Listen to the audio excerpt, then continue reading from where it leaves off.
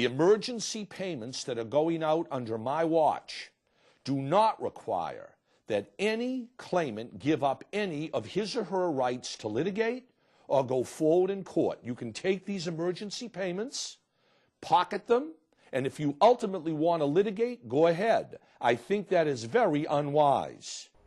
It took 40 years for Stu Scheer to build his business, running charter fishing boats for tourists in the Gulf.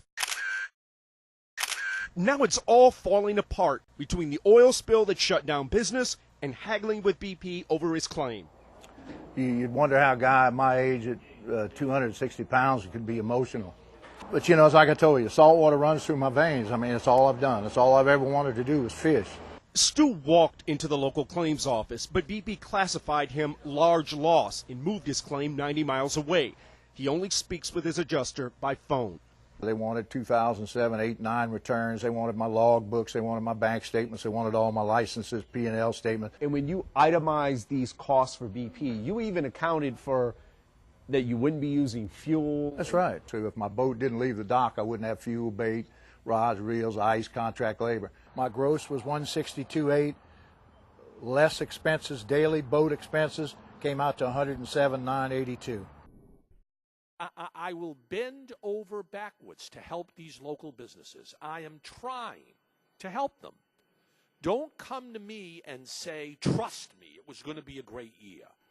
At the other end of the spectrum is the person who comes in and says, look, Mr. Feinberg, I had this contract and I had this contract. This was going to be a great year. Look, okay, you've certainly, that's the minimal proof. That's fine here.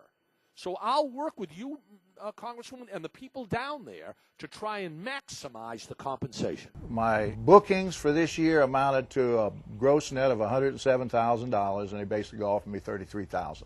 He turned down that offer and is now haggling to make up the difference. So the Obama administration has gotten BP to put the $20 billion in escrow, and supposedly a new regime is going to come in and handle the claim. I hope that it works out, but I'm suspicious. Unfortunately, the bottom line is he's probably going to have to take that initial offer and then refile additional claims every few months while his boats are out of business. We did call BP. Now, they don't comment on individual claims, but so far they have cut more than 30,000 checks and paid out more than $100 million. Chris Lawrence, CNN, New Orleans.